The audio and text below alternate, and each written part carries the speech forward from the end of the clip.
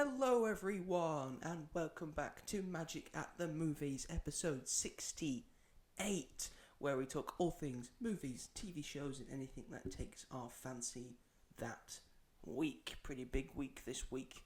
I'm your host Joe, and joining me as always is my lovely co-host Robert. Hello everybody. Robert's wearing shorts, everyone. Yes, I am. And it's a big thing, it's a big deal because Robert doesn't wear shorts. I've got my knees out. The knees are out, the legs are out. It's warm today. 25 degrees. I wouldn't say, but it's been warmer. Yeah, it's been warmer. And I've seen you not in shorts on those days. Yeah, I got over my fear of half-cut pants. It was quite a fear. It terrified you for some years, yes. It's scarred me. For life or just for a brief period? Most of my life. Most of your life, okay. Yeah. But you're lucky that you get to see them today. Yeah, aren't I just the luckiest boy in the world? Ta-da!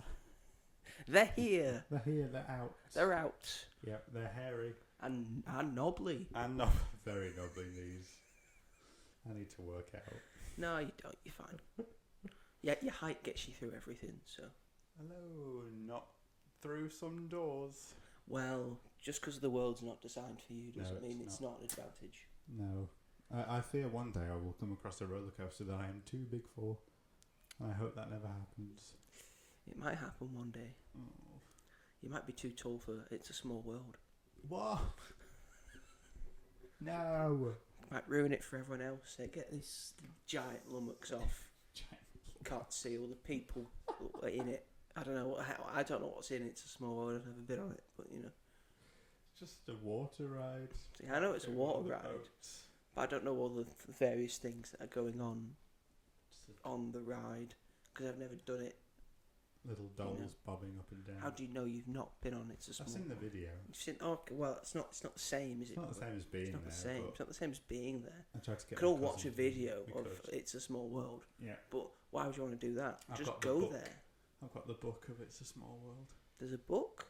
It's just like a tiny little book. That's More like like- about It's a Small. My More friend like got it me. more like a pamphlet. It basically is a pamphlet. Why have you got a pamphlet of It's My a Small friend World? bought it for me when she went, and she Oh. got it me as a gift. And I love my friend very, very much, but I have no idea what she was thinking. I hadn't even been to Disney at this point. Get you a pamphlet. Wow. Basically a pamphlet. They forgot, and then they just scrambled to get you something. I think so, but it's fine. It's fine. I mean, I haven't got my brother a birthday present yet, and his birthday's this Saturday. Yeah, so well, he's going to get enough praise and attention coming up soon, so That's true. don't feel bad. he needs a wedding present as well. I haven't done that yet. Well, is that really your job? Yeah, I have to get him a wedding present, don't I? I didn't get my cousins a wedding present. Well, that's you. My presents and they're cousins. This is my brother. True, that is true. It's a much closer relation. That is. That will be seeing me more quite frequently. Anyway, welcome back to Magic in the Movies, folks. Today, the big main topic, as you can probably guess, because another big movie. Big July month for big movie. And this is a real big movie because Spider-Man's back on our screens. It's a brand new day, folks. Whip. Doing all the thwipping and the thwapping. Whip. And the jumping and the flipping. Yeah. Yep. And all of that jazz. We'll be discussing Spider-Man very soon. But first of all, we're going to start off this podcast with our regularly recurring segment that we start every single episode of this podcast with, which is... What have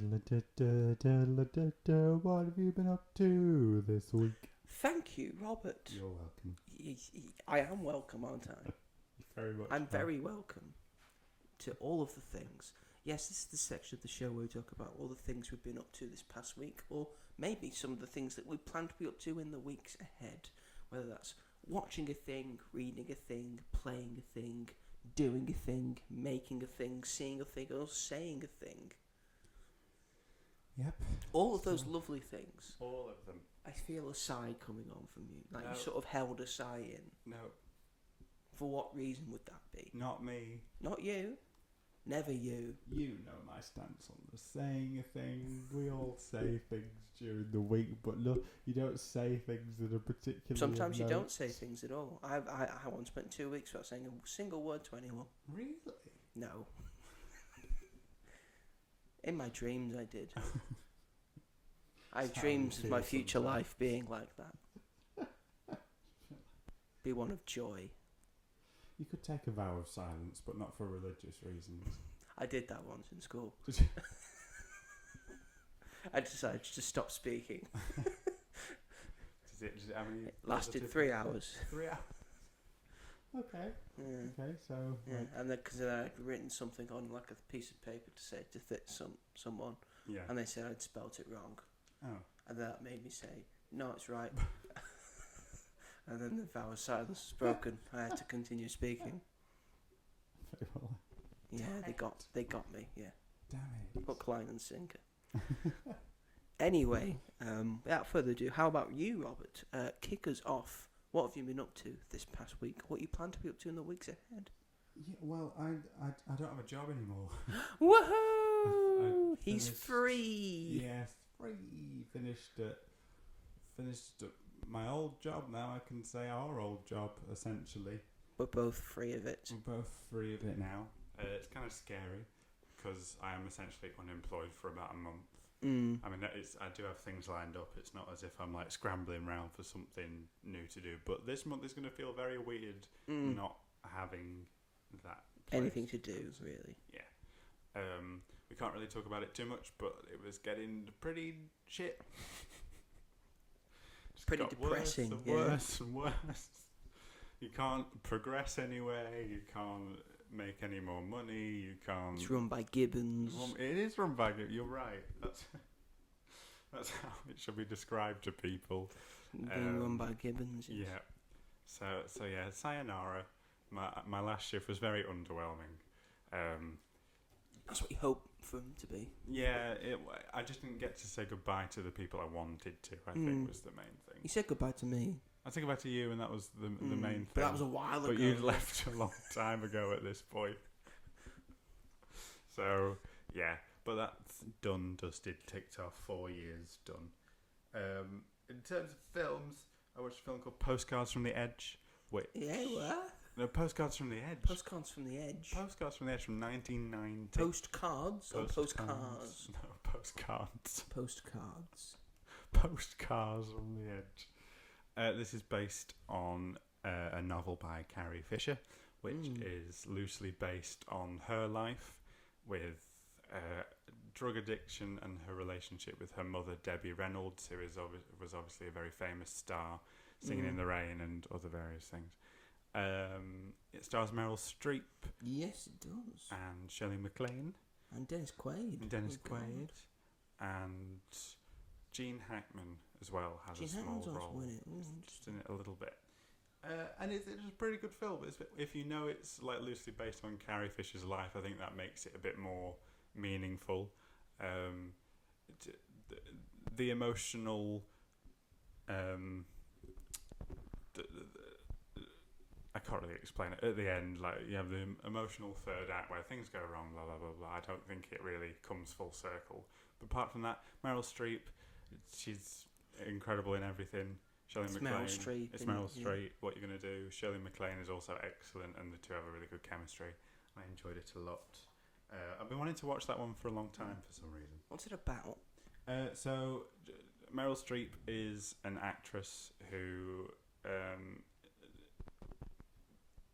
uses substances and gets sent to rehab, and the only way that the movie studios will work with her again is if she moves back home with her mum.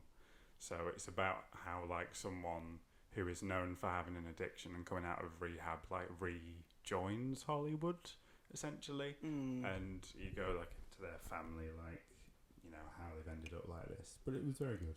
Yeah, that is Carrie Fisher's life, isn't it? It is Carrie Fisher's life. And she was like, she wrote the screenplay for it as well. So I think she was very much involved in what happens. That was nice. Then I watched How to Lose 10 Guys in a Day. How to Lose 10 Guys in a Day. Well, it's probably what you said to him. That'll be the legacy sequel, like in a few years, I bet. How to Lose a Guy in 10 Days, I watched for the second time. Yes. And it's very good. It's a very famous McConaughey rom-com before he reinvented himself. It's so funny. It's just really good. I feel like it's gotten more popular as years have gone by. I feel like when it came out, it wasn't that appreciated, but now that's obviously the staying power of Matthew McConaughey and Kate Hudson. 100%.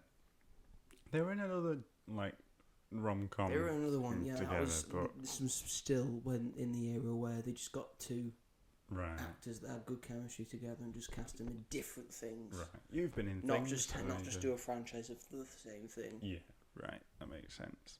And it's great. Mainly we watched it because I fixed my friend's TV. All I did was refresh the Amazon Fire TV stick, and they were eternally grateful. So that was the first thing we watched.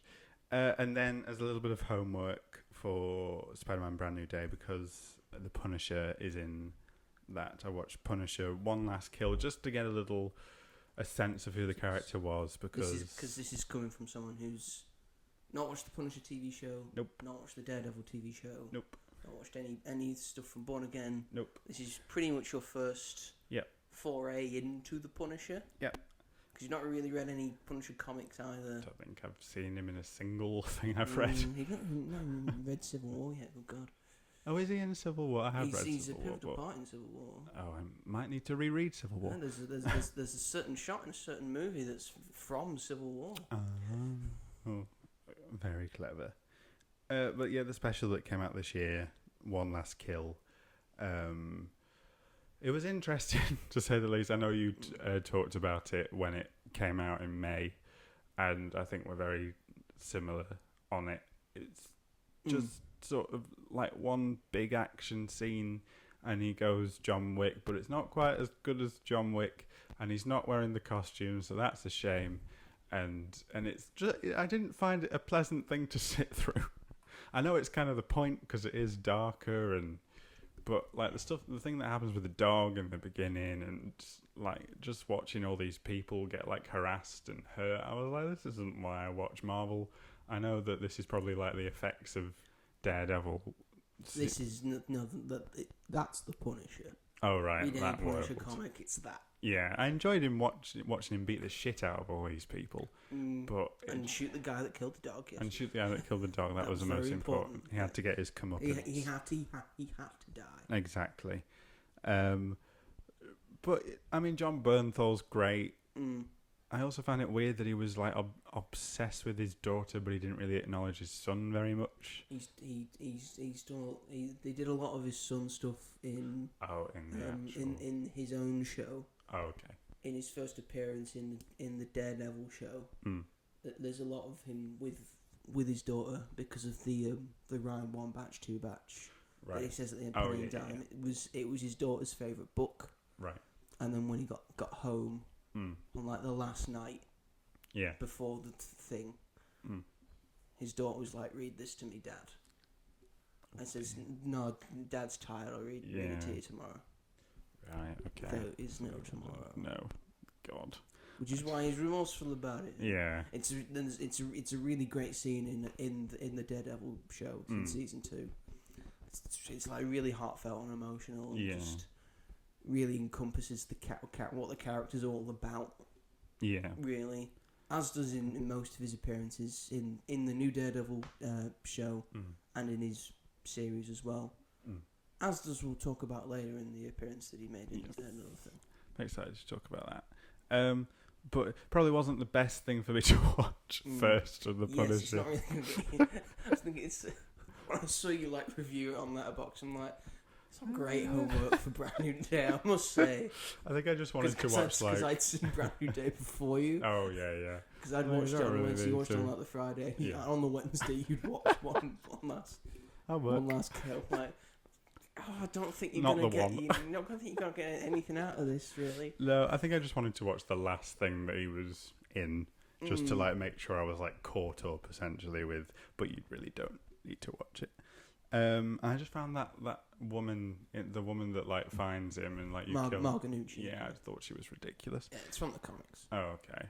She's in the comics. She gets in. She finds herself in a wheelchair because she's a normal woman. He goes after the Ganucci crime family in the comic. It's like the best Punisher comic. It's called Welcome Back, Frank. Right. Where he goes after the Ganucci family. Or the Nucci family, however you want to fucking say it. It's got a G at the start. Yeah.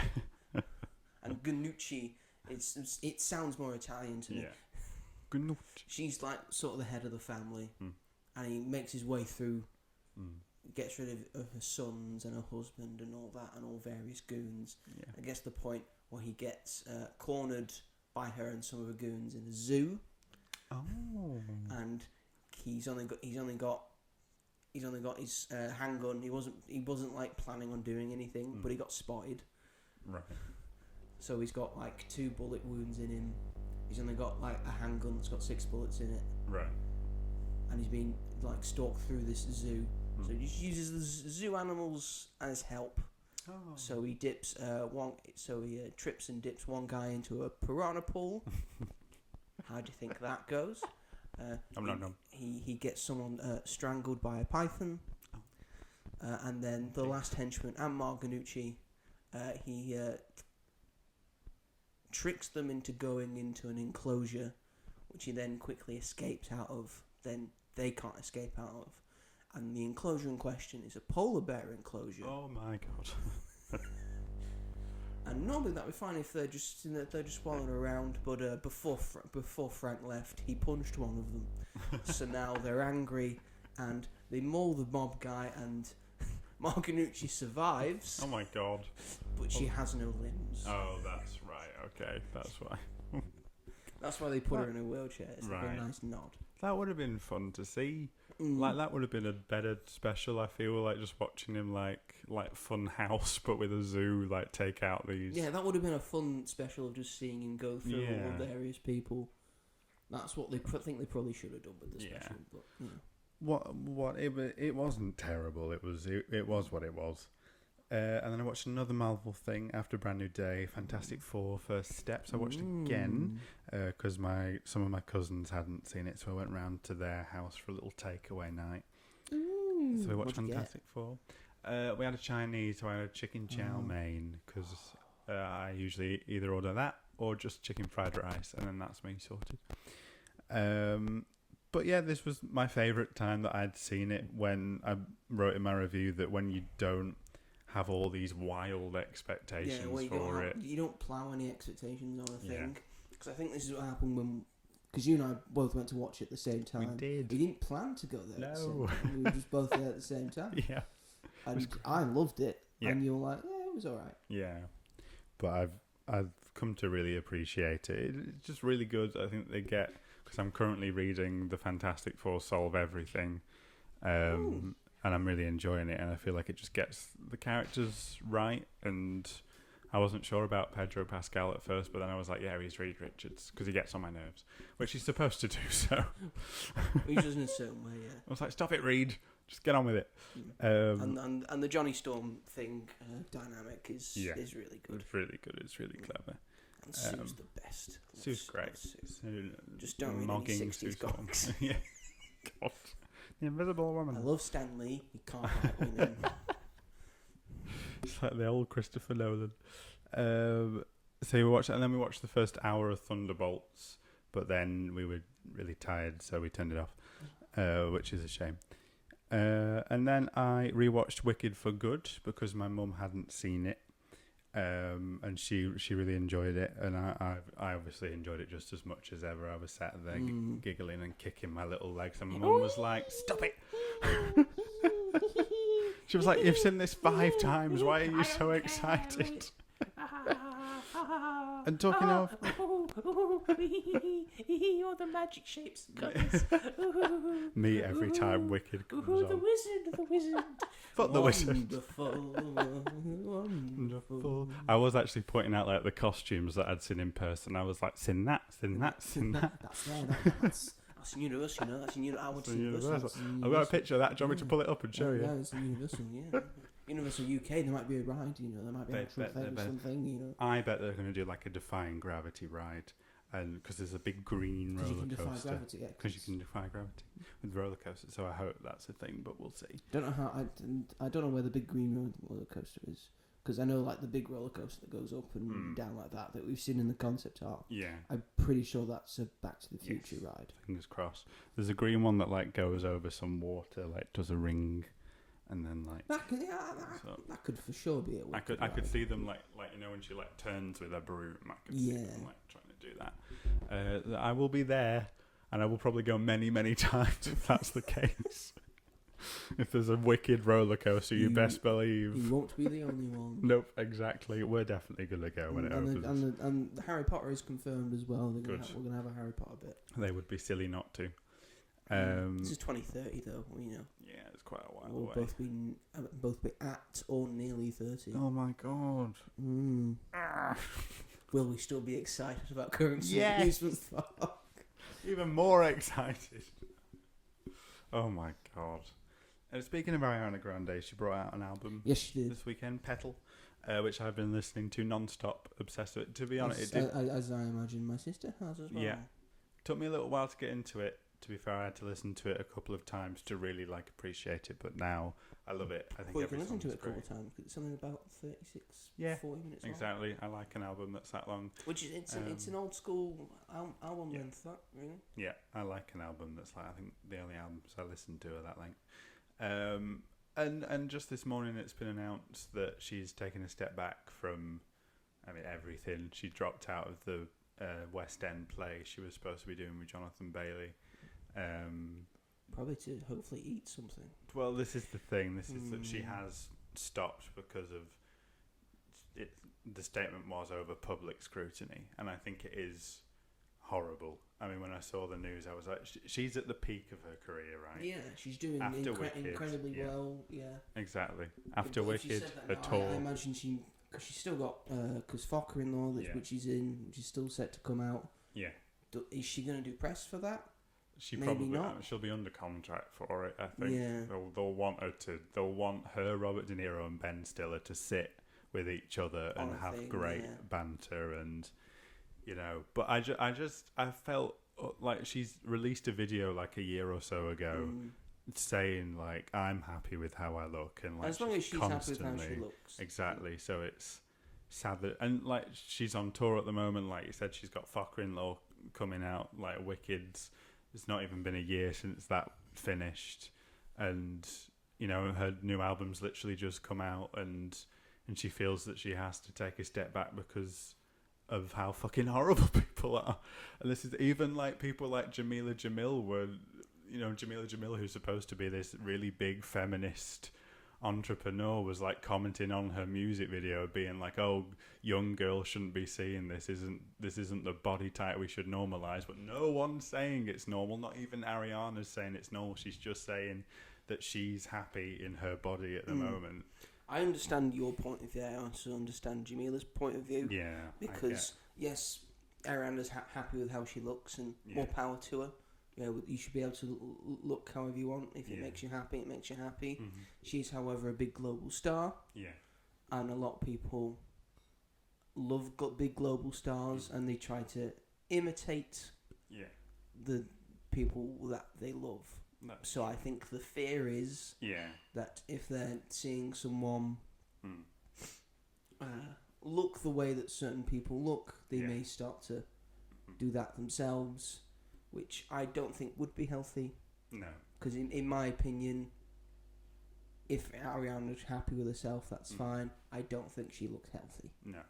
And that's what most... And it's sad that we're having to have this conversation now, because that's the whole reason why she's taking a step back. Because no matter what, even when if she does the Focker-in-Law press tour, even if not, the second she comes back, everyone will be watching for has she put weight on. Because that's all that anyone's... all things that people thinking about. And it's sad. It's not like if she's like doing a new movie or if she's got new music out, that will not be the centerpiece. Yeah, it will be. Oh, how does she look? Is she healthy? Like, has she had any work done?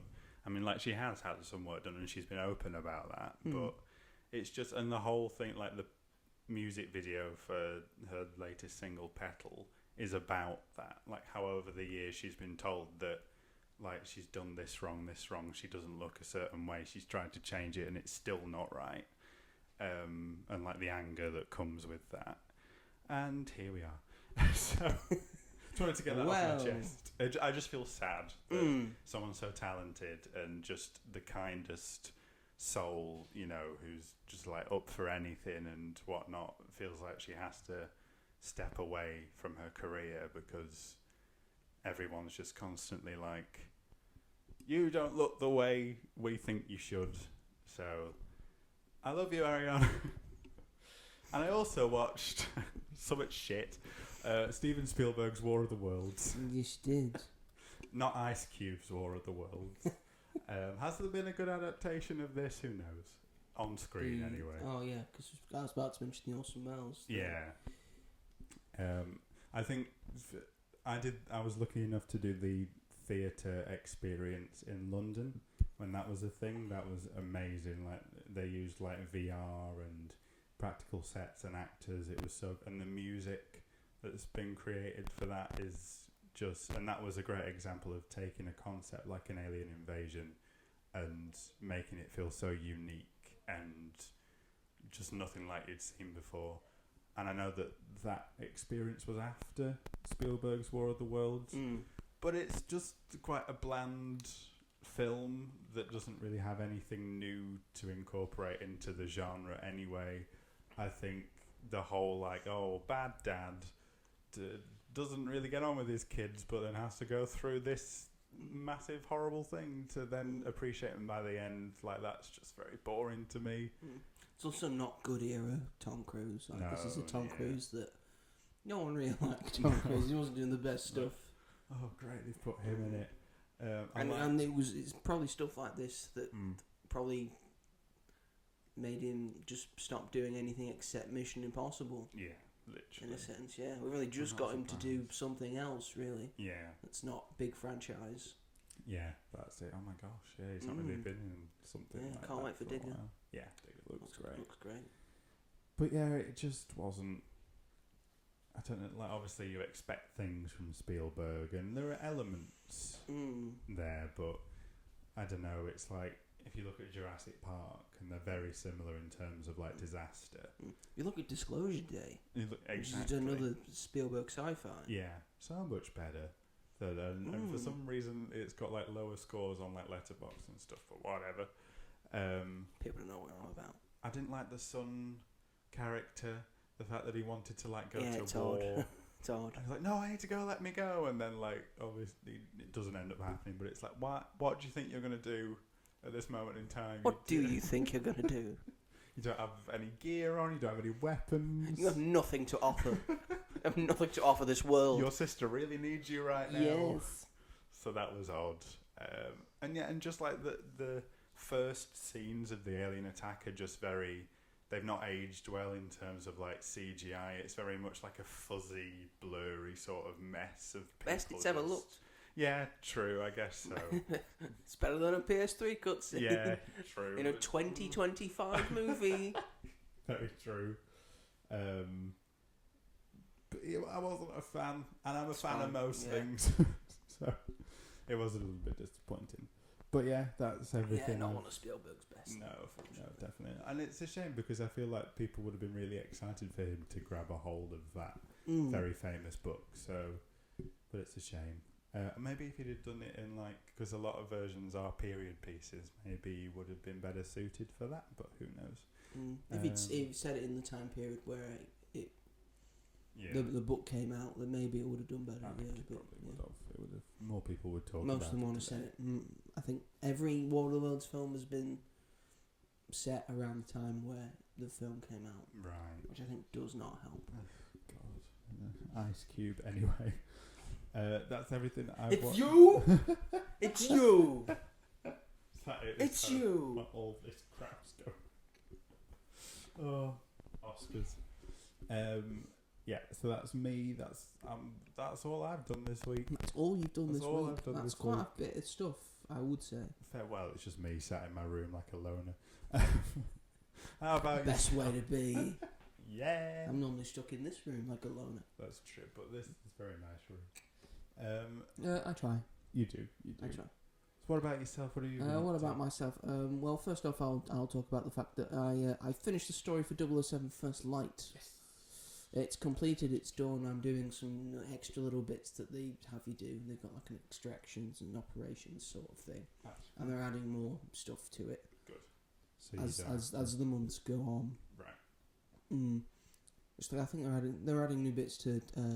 They got a new bit for Legacy of the Dark Knight as well, which I'm looking forward to playing. I think it's already out, but I don't have it at the moment because I think my brother's still playing it. Oh, is it on? Right. Yeah, he's not giving it back yet. I also let him Arkham Knight as well. So Oh my gosh. I don't know if he's finished that yet either. he better buy you all the Batman films yeah. on 4K. Yeah, good story. Mm. Especially for a Bond story. I think it has all the stuff in it Yeah. that you expect from a Bond story, by keeping it modern and has a lot of stuff from Craig stuff, but no, a lot of old school stuff as well that's just put in there and stuff. There's a missile pen weapon. Oh, fun. That's sort of that's very old school Bond, yeah. and then maybe kind of Brosnan. Mm. Oh, there's a lot of cameos and Easter egg stuff. Yeah. There's a reference to Kingsman because there are shoes with a knife in them, a poison tip knife in them, and an umbrella. Oh. There were quite a few Hitman references because it's by IO Interactive, who do the newer Hitman games. Yeah. I think I missed a couple, but one that really stood out, there was a wine bottle, and it was something 47, and it just looks like the bottle just looked like how Agent 47 looks normally. That's funny. With black and then a bit of white and then the red at the top for his tie. Oh. Which is it, that was a fun little Easter egg. The combat's great. It's one of those easy to know, difficult to master things. Gameplay again, it's kind of got me wanting to play some more Hitman games because I really enjoyed sort of the sneaking around espionage stuff thing and bluffing your way and luring different people in and stuff, and sort of that sneaking around and figuring things out and and eavesdropping on things and trying to get like multiple ways to do a certain thing. That was very fun to me, so I might play more Hitman games. Yeah. Because that's the Hitman bit, and then the Uncharted side of it, of all the gameplay and stuff, it's very good. It's very run and gunny. It's got a cover system. It's got a pretty good cover system. Yeah. Cover goes quite quickly. Like a cover does break. You can't stay still. You shouldn't. Well, you can sort of stay still, but you should be. It's better if you move around and use the environment to your advantage and all your various gadgets and weapons, and then or you run and gun style, and then because you can throw your weapon as well once your gun's out of ammo, limited ammo. Yeah. So you can just throw it at someone once it's out of ammo. So you have a bit where you shoot the guy. Oh, it's out of ammo. Just throw it at the other guy, and then rush him and do a takedown. Very James Bond. It's very fun, and the gadgets that you get to use are very well versed. It seems to elongate its ending a little bit, in terms of this could have been the ending. I'll go doing more. This could have been the ending. This could have been the ending. It's a lot of Bond going rogue stuff as well. He only becomes 007 at the very end. Right. So all the time you're playing it, he's not 007. Yeah. Is a thing. Hopefully it's like sort of set up for maybe doing another one. Yeah. So I would love to see another one of this, and maybe instead of just a full blown story, have like sort of maybe mini stories or mini missions. You just do the one thing a mission kind of thing. I would like to see that as like a full on James Bond thing. He's sent on a various mission. This is what you have to do. This is a briefing and sort of stuff. They're sending 007 in, and you can have like the big bombastic things as well. Excuse me, the dog wants to come in. Oh, here she comes. It's dog time, everyone. It's dog time. Hello, Holly. Come on. Yeah, hope you get. There you go, good girl. There's a bit at the end when you finally get into they're calling the Aston Martin Valhalla, not a real Aston Martin. Well, it's a souped up Aston Martin that Q has made. Because there's a Q, there's an M, There's a money penny. Yeah, you gotta have all those elements. We're going to have all those elements as well. Money penny's doing a different thing. She's not the secretary for him. She's doing a different thing. She's just sort of analyst and things. Oh, good. I quite like that. Good voice acting. Patrick Wilson does a really good job as James Bond. Nice. Again, if they're doing a sequel, I'd like to see him back. There's Lenny Kravitz is in it. What? Very out of As a left sort of field. drug lord. Oh, okay. You go, Lenny Kravitz. Gemma Chan's in it, Nice. and she runs like sort of the tactical simulation thing, which is the sort of side thing where you just do training and certain things. Yeah. But yeah, again, you get into the Valhalla at the very end. It just has a moment where you get to fire machine guns out of it and missiles, and then you shoot them like that. You hold a thing, shoot them like that, and then you can sort of drive the car, and then eventually you're able to just do donuts, and you just do that bit from No Time to Die. Oh yeah.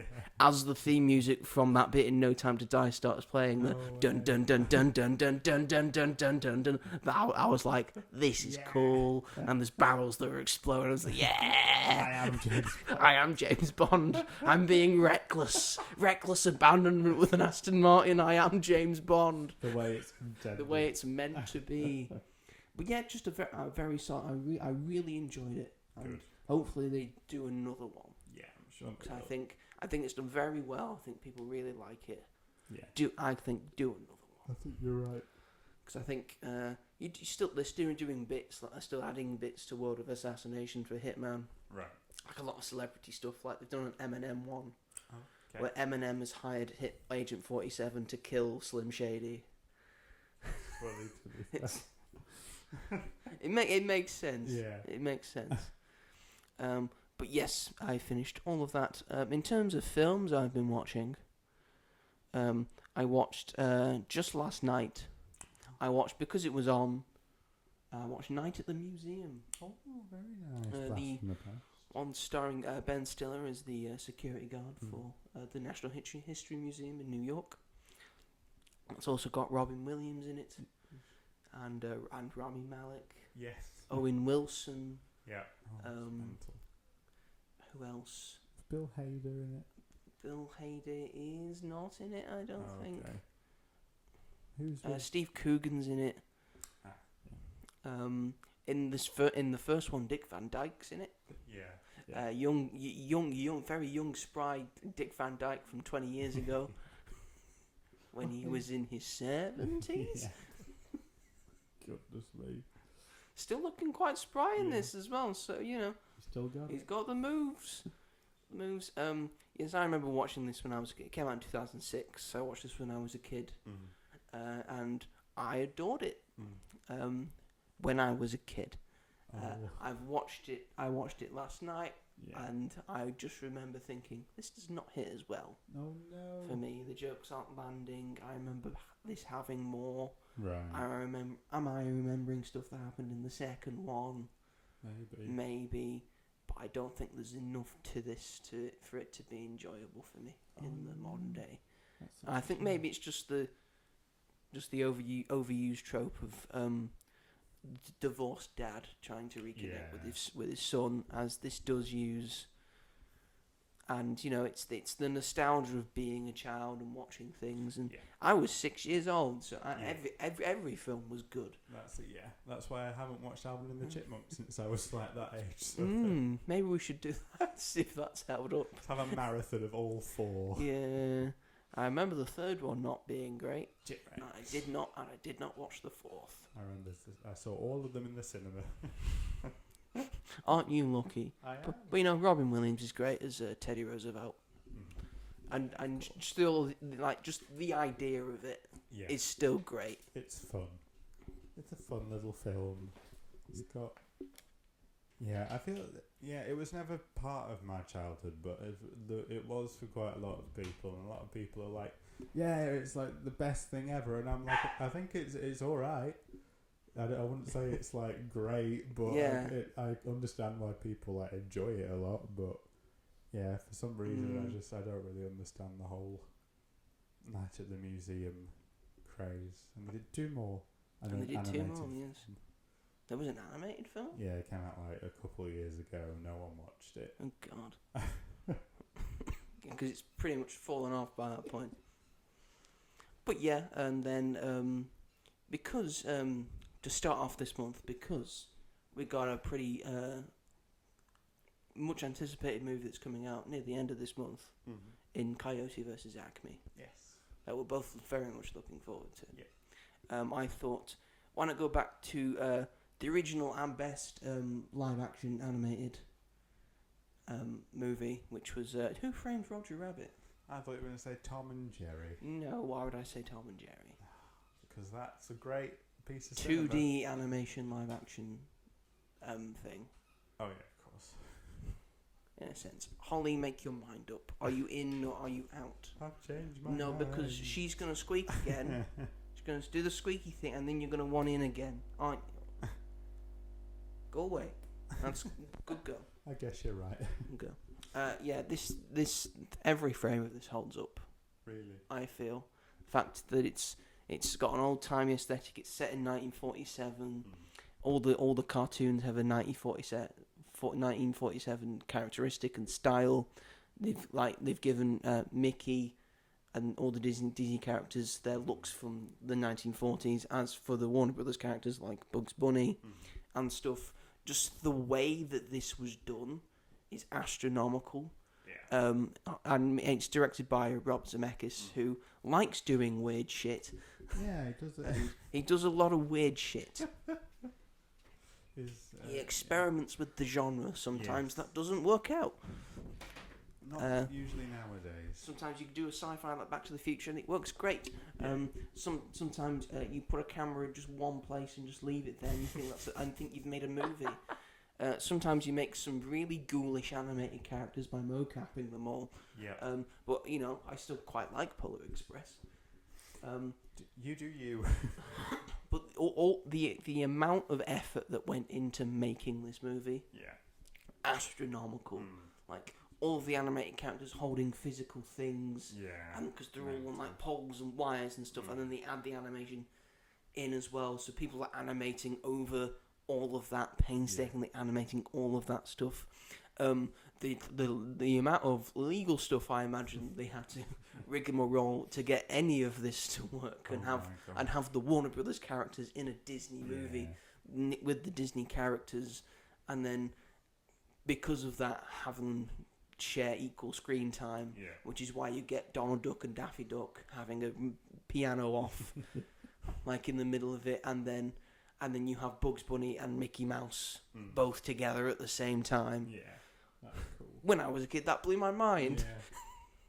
Mickey Mouse and Bugs Bunny, they know each other. They know each other. And they both feel like they're actual characters. Bugs Bunny feels very Bugs Bunny in this and stuff. And Bob Hoskins, I mean, Herculean performance in this. Yeah. Because he always just believes the rabbit is there. And he's doing all the stuff. And the fact that this film did not break him, but the Super Mario Brothers movie did, says a lot about that movie rather than this movie, because they had a plan, they set it all out. They had the person who was voicing Roger Rabbit on set all the time to voice it. They had a stand-in for things, and then they did it without someone, and there was a direction and vision behind it, and all the various things like the lights, the light bouncing off the animated characters. You didn't need to put that detail in, but you put it in, and it's incredible. Another thing I thought when watching this, well, number one, Christopher Lloyd, incredible villain, scared the shit out of me when I was younger. Made me not want to watch it a lot. When I killed your brother, I talk just like this. It's terrifying. His eyes become daggers. It's just, Then he melts that shoe. Good God, it was terrifying. I'm always wondering, why have they not done more with Roger Rabbit? They need to do more with Roger Rabbit. We need more Roger Rabbit. They made a couple short films for the DVD release. Yes, and then he had a quick cameo in Chip and Dale Rescue Rangers, which is sort of inspired by Roger Rabbit, but for nowadays. I know they don't have the actual rights anymore because it's gone back to the original author of Roger Rabbit. But you need to do more with this character, man. Yeah, I'm shocked that they. I think they planned a sequel and then it They just did. didn't They go did. They ahead. did plan a sequel, yeah, but it never fell through. And I've not mentioned Jessica Rabbit. Get out of the comments, you pervs. I'm not going to talk about the bit where she falls out the car and you see her pants. I'm not talking about it.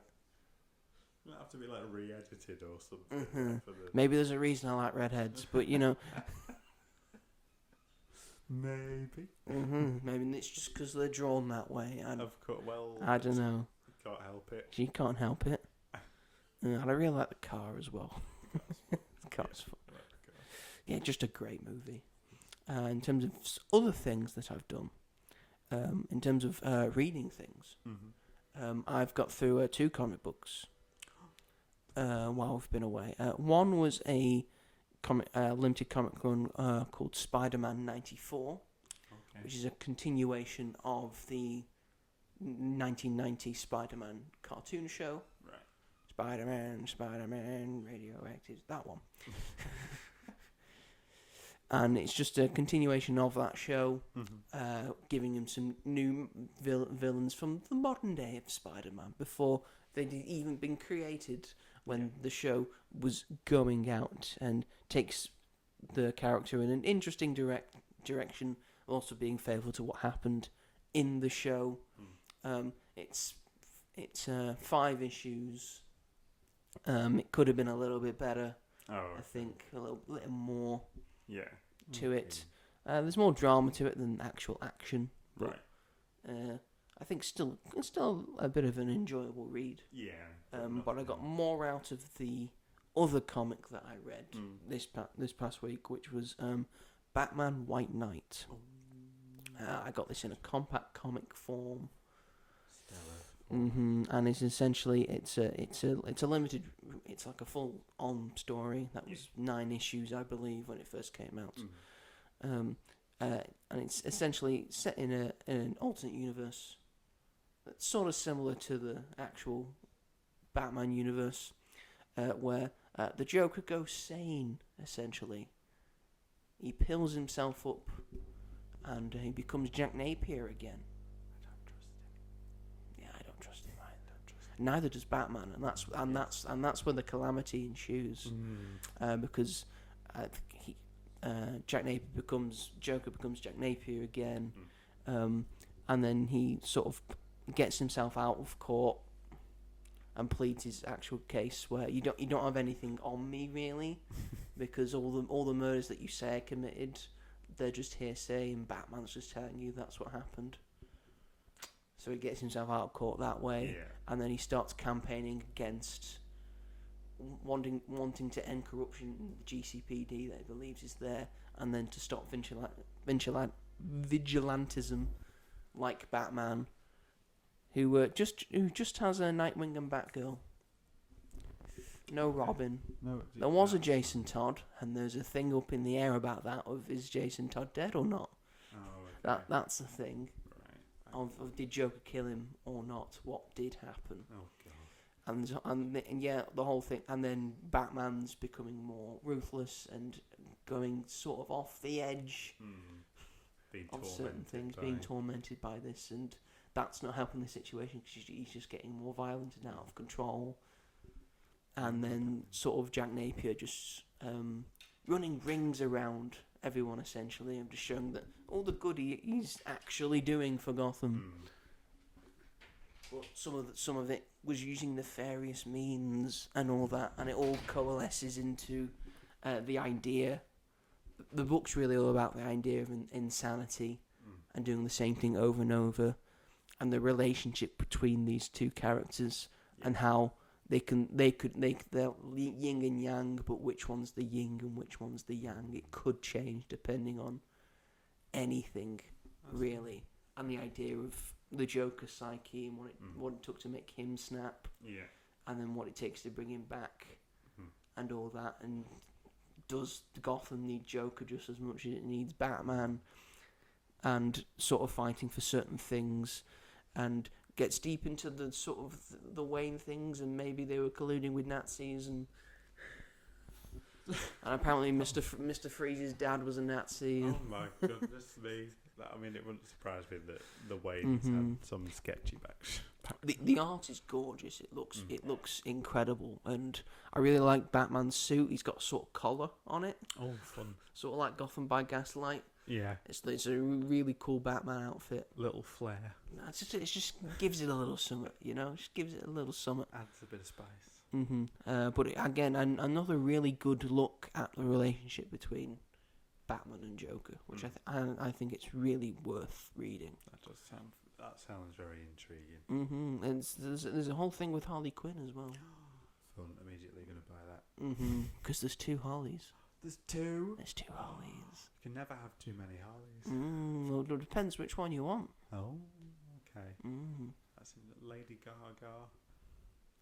No, it's more OG Harley right. and Just and Margot Robbie inspired Harley. Okay, that's fun. It is fun, yes. And then in terms of like TV shows I've been watching. First of all, before we get to the other segment, Joe Young, being of sound body and mind, I've decided to watch Glee. Oh my god! It is a pact I made with my sister. Okay. I make her watch a certain thing that I think she'll enjoy, and then in return she gets me to watch a season of Glee. Oh my god. I'm like 15 episodes through the first season. I'm having a great time. Yeah.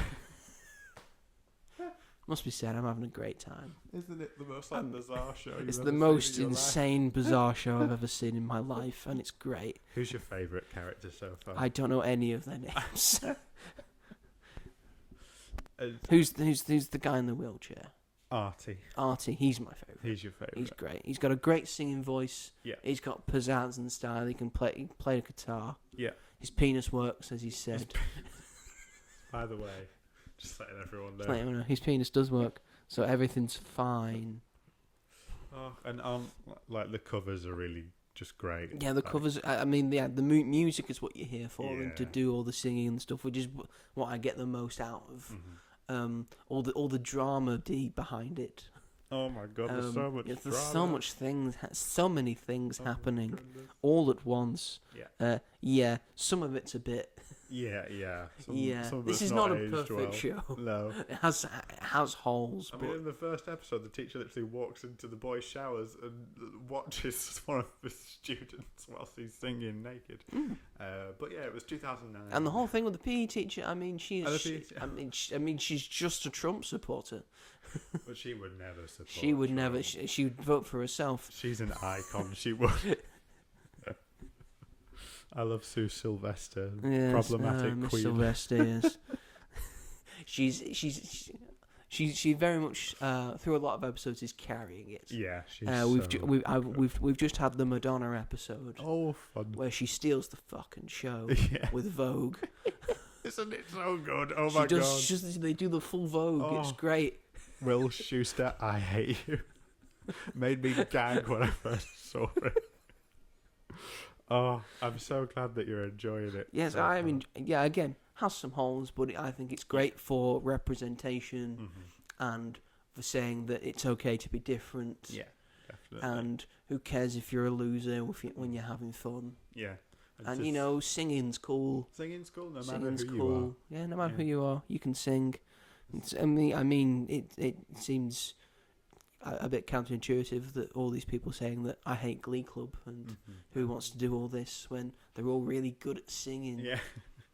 It would seem. We can all sing. Apart from Mike Chang. This is dumb. Oh, I love that. Ain't it great? You've got 3 seasons of greatness. There's only three seasons. Well, there's 6 seasons. Oh god, 3 seasons that I think are like really good, and then is it the first it tails off as it goes down, like 4, 5, and 6 again. Oh dear. Like down. But they still have their moments. Okay. But because like season 4, it's like a new cast as well as following the old cast, and it's just a bit back and forward. bit, and there's some really fucking bizarre plots. Oh my god. We've already had some bizarre Oh my plots. god, you thought season 1 was insane. Yeah. Oh But you've got all that to look forward I've got all that to look forward to. My friend had to force me to watch seasons 5 and 6 Because didn't want to. because after 4 you were like, I'm not sure.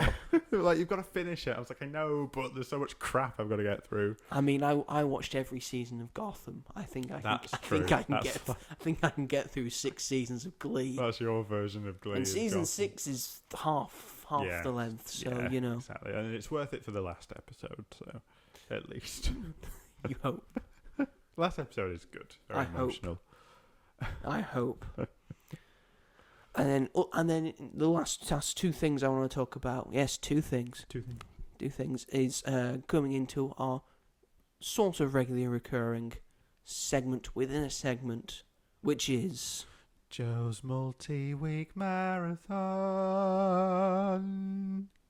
Thank you, Robert. It was different Once from last again, time. it I was apologise. But you can't remember what you did last time, so it's fine. No, So you just do what's in your heart. I just Yes, it's the segment of the show where I talk about a marathon of watching things that I've been doing over the course of months or a year. In this case, at the moment, it is going through every single WrestleMania. I've got 2 to talk about because I've watched 2. First off, let's talk about WrestleMania 14.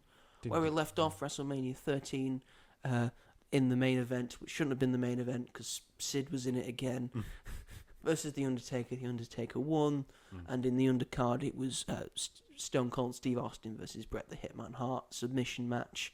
Bret Hart won and was a bad person, and Steve Austin won and never gave up and showed his fortitude and that he has cojones. And people love him for it. And come WrestleMania 14, everyone is apoplectic with love for Stone Cold Steve Austin. Good. We are fully in the Attitude Era now. Good. Everything is hardcore and raunchy and X-rated and all of that stuff. Oh no. And Shawn Michaels, who wasn't at the last WrestleMania, although he was a guest commentator for the main event, he's back because he's found his smile again. It was not because he didn't want to face Bret. It wasn't because of that at all. But in between here, he has formed with Triple H, his best friend behind the scenes and on screen, as well as Triple H's sort of valet or manager or bodyguard, Chyna, the big muscular woman, who was almost cast as She-Hulk, like Once Upon a Time. Oh, wow. And almost Wonder Woman as well, but that time passed. But then she was eventually cast as She-Hulk in a porn parody. And well, at least... Yeah, she becomes a porn star in the end, but yeah. She enjoyed the industry, so I can't knock her for that. End of the story. And she's got the look. There you go. That's all that matters. She-Hulk. They formed a group called D-Generation X, or DX for short. They are against anti-establishment. Vince McMahon's like, get these people out of here.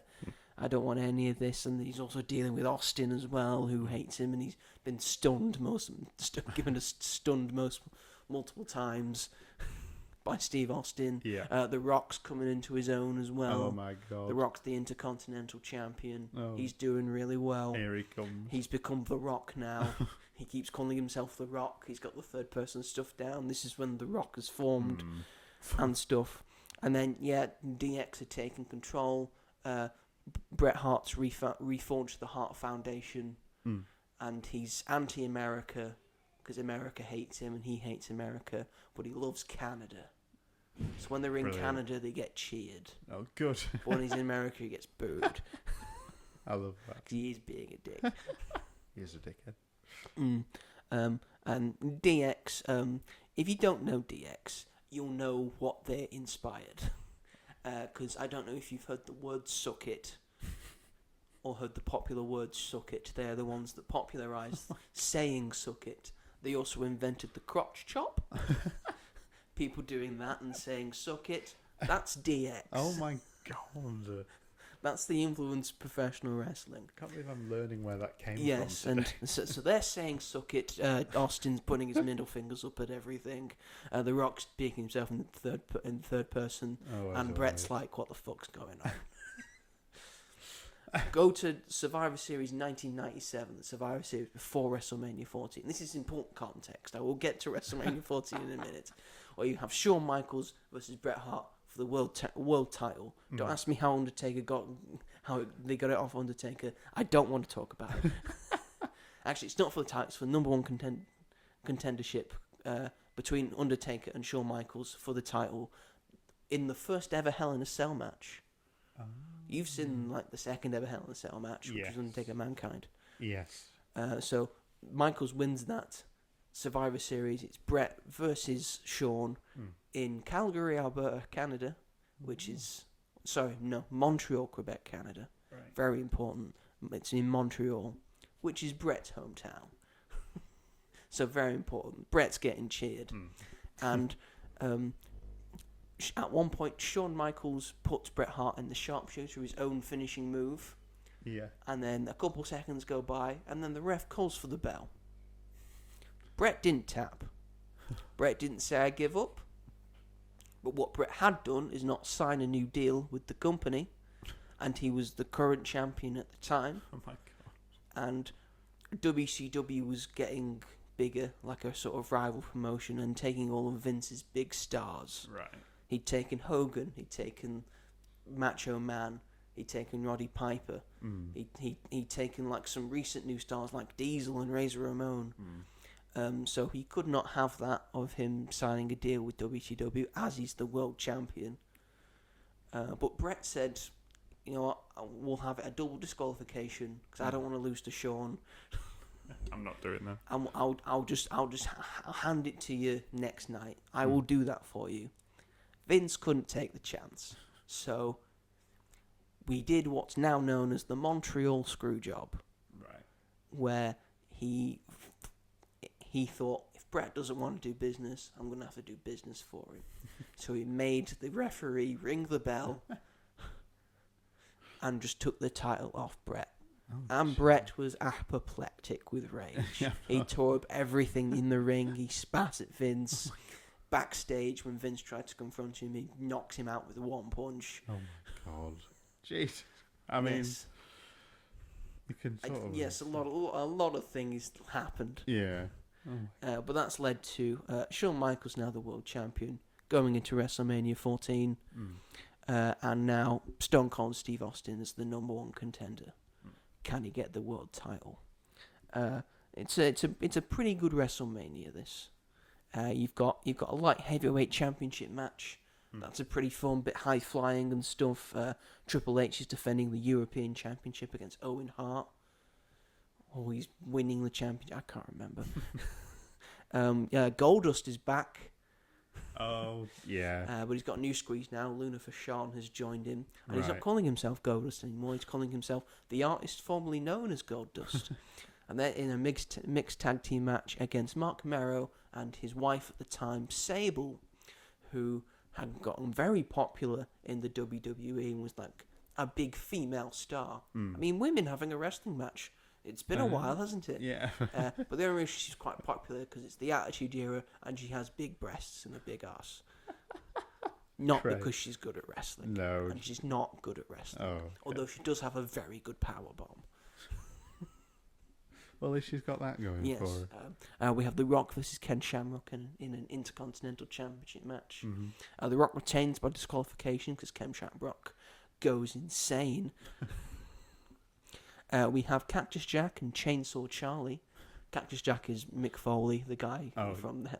He has multiple personalities and personas versus the New Age Outlaws for the Tag Team Championships in a dumpster match.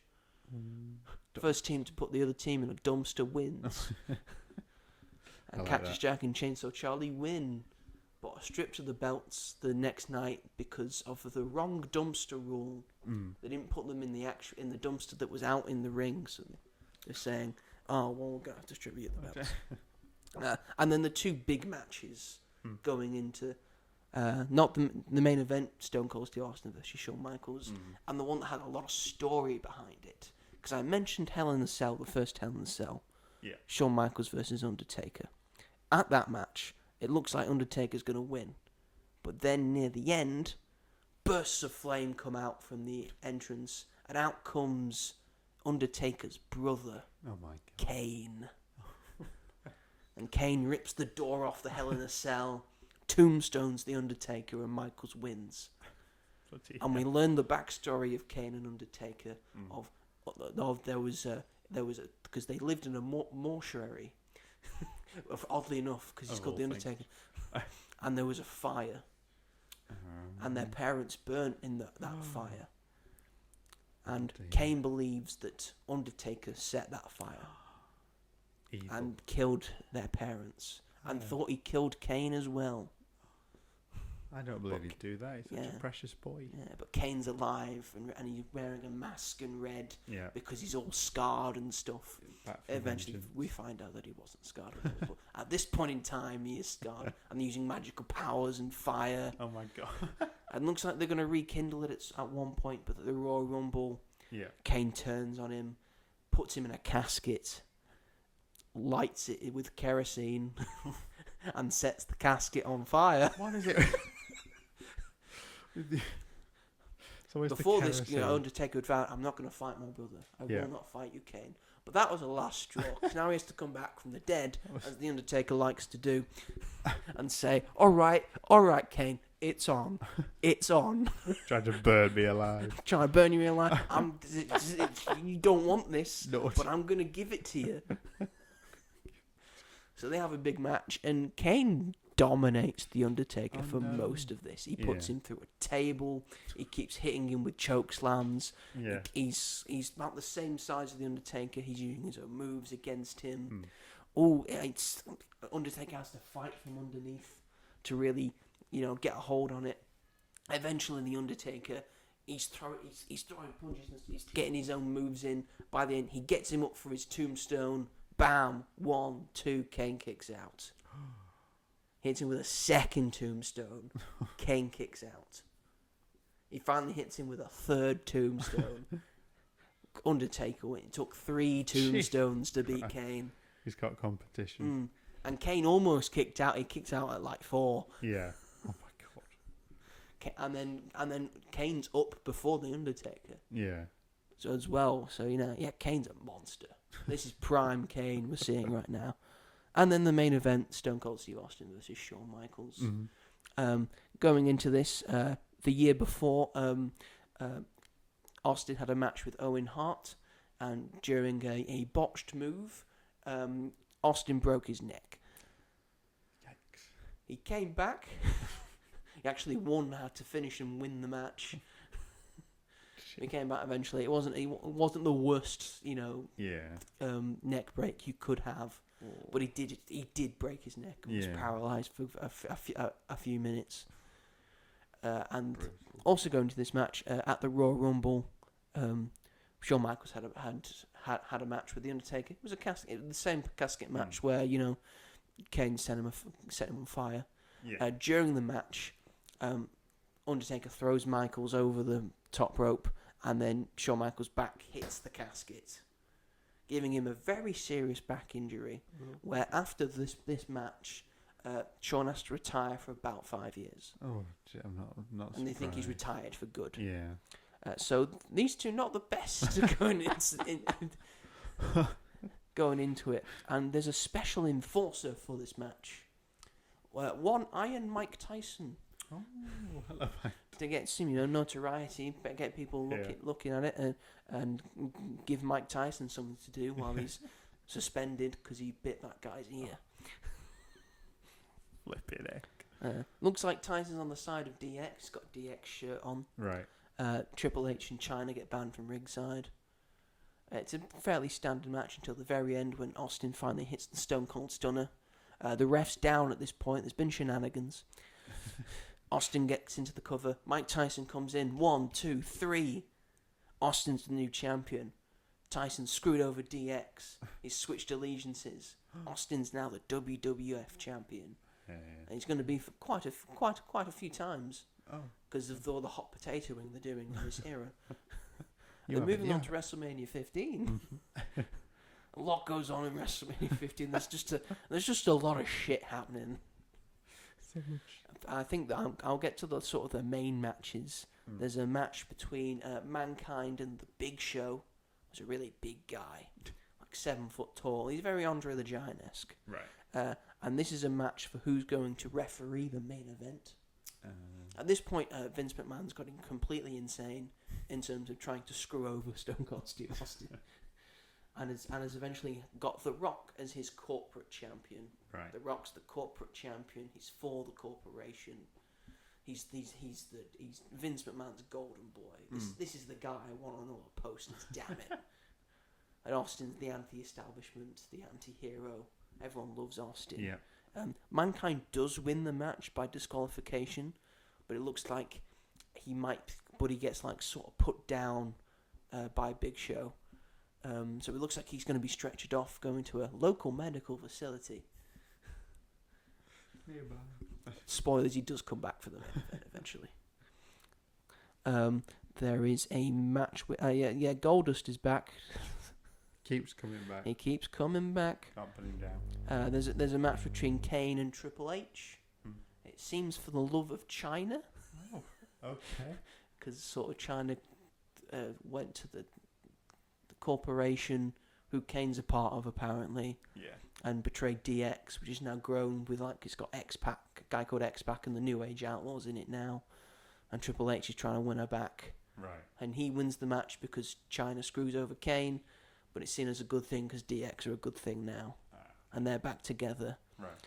And then the New Age Outlaws defend their tag team titles. Or I think they've got singles titles at this point. Or not, X-Pac is having a match, I think, for the European Championship. And he looks like he's set to win it. DX have come out to help him.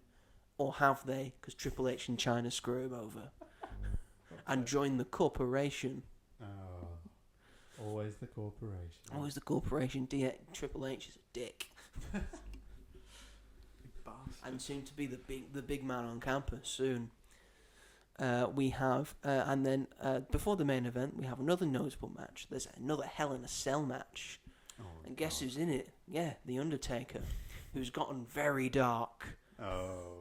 He's become sort of a cult leader. A leader of the Ministry of Darkness. Where they're sort of doing sort of occult things and sort of sacrificing people and all that. And they're having a feud with the corporation and sort of mentally destroying Vince McMahon and all that. He's working for a higher power and trying to destroy Vince McMahon and the corporation.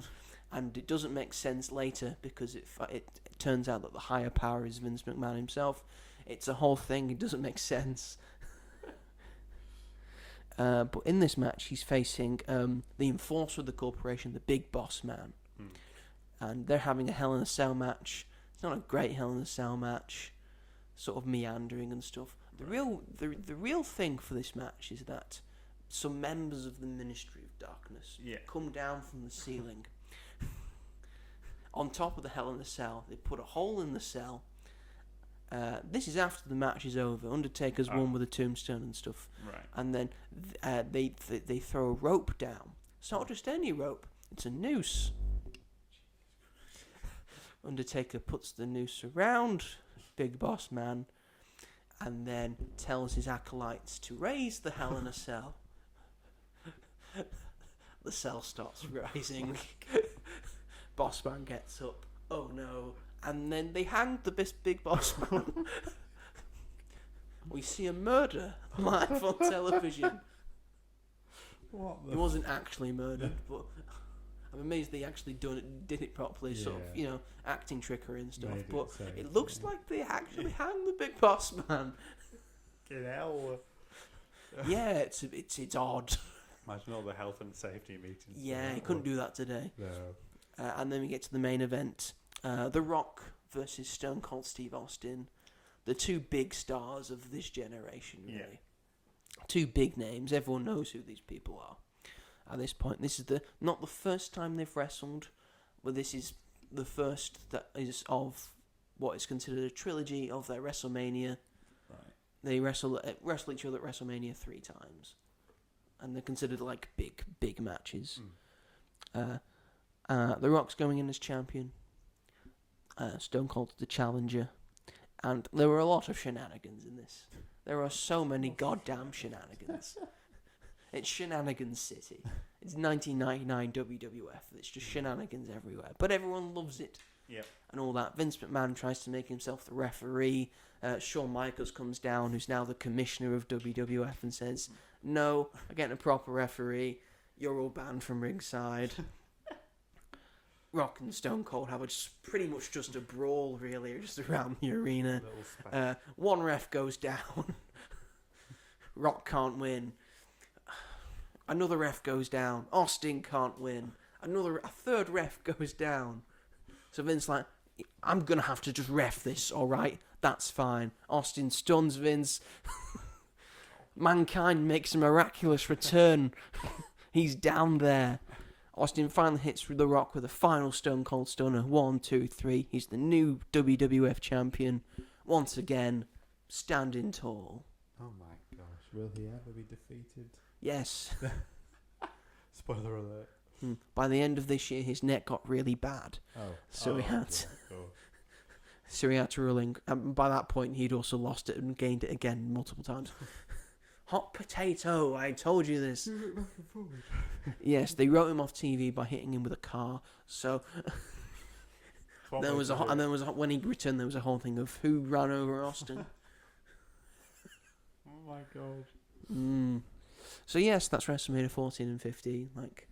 Well, the first 2 Attitude Era WrestleManias. We've got 2 more Attitude Era, or 3 more depending on when you think it ended.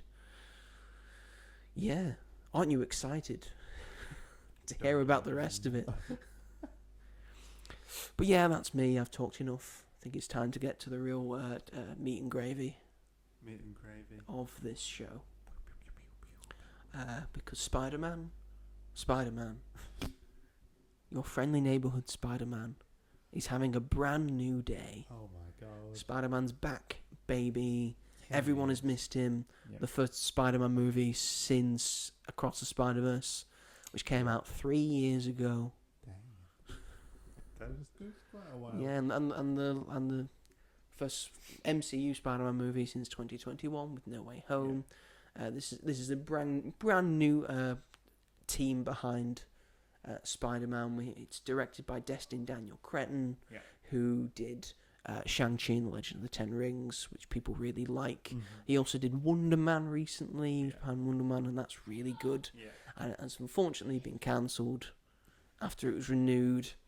And I seem to be detecting a pattern with all of these things that are being cancelled by Marvel. I wonder what. Yes, it's written by Chris McKenna and Eric Summers.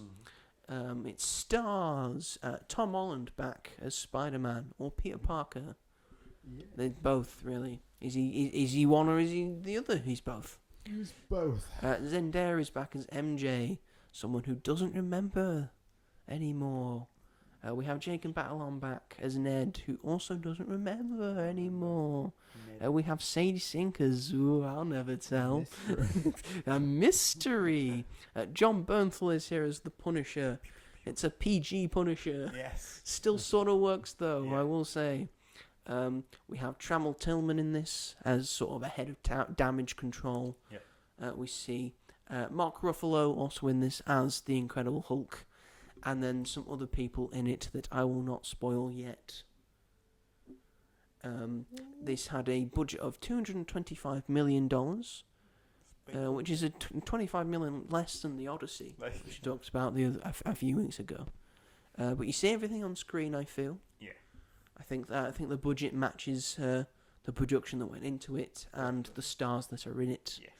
Very much worth that. Mm-hmm. And currently has a box office. This came out in the UK at least, and in select cinemas on Wednesday. Mm-hmm. Had its first official release on Friday. Yep. We're recording this on Monday. Mm-hmm. So its first official box office weekend is $932 million. Almost cracked a billy already. It is now officially the second highest box office gross in a single weekend. Yep. Second only to Avengers Endgame, which made 1.2 billion in a weekend. I don't think that's ever being beaten. Probably not. No. I filmed Tom Holland's also in. Yeah. and the third highest grossing weekend thing is Spider-Man No Way Home. A film Tom Holland's also in. So in that list, I'm sure Infinity War's in there. Sure, Infinity War's I think fourth. The top five are all Marvel movies. I will just say. Yeah. Yes, this is a sort of return to grounded Spider-Man that I think a lot of fans have been clamouring for, because he is small potato. He's not big potato stuff. He's small potato stuff. And it's got the same name as a comic run from 2008 called Brand New Day. Mm-hmm. It's not taking anything from that really. I think they're just taking the name because it sounds good. Yeah. And it is a brand new day for the character. It's a more mature Spider-Man. No more home. No more. He doesn't need to go home anymore. Oh, He is home. He knows who he is. Yeah. Yes. It's a sort of older Spider-Man. It's sort of that great point of Spider-Man when he's in his early 20s and he's living by himself. He's trying to make rent and stuff and trying to do his classes and things and trying to struggle being Spider-Man and Peter Parker at the same time. Yeah. It's really good. I can't say it. It's an almost perfect Spider-Man movie. Yeah. In my opinion. Mm-hmm. I think it feels of the same vein as in terms of qualities Into the Spider-Verse, and how it made me feel about Spider-Man as Spider-Man 2, which is still one of my favourite Spider-Man movies of all time. I think it just absolutely gets the character right in pretty much every sense of the word, and so does this. Yes. This looks stunning. This has great action. It is surprisingly and very favourably got so much heart into it and so much drama, and really gets down into the psyche of Peter Parker and why he is Spider-Man and why he does these things. Takes a lot of time with that, which I think is really good. The side cast really make this as well. It's got a really, really good side cast as well.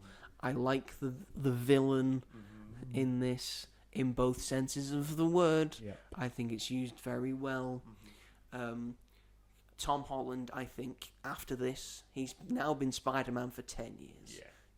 His first appearance was in Civil War. He's been doing it for 10. He's done 4 movies as Spider-Man. He's appeared in most of them. 1, 2, 3 others. Civil War, Infinity War, and Endgame. Yes, there we go.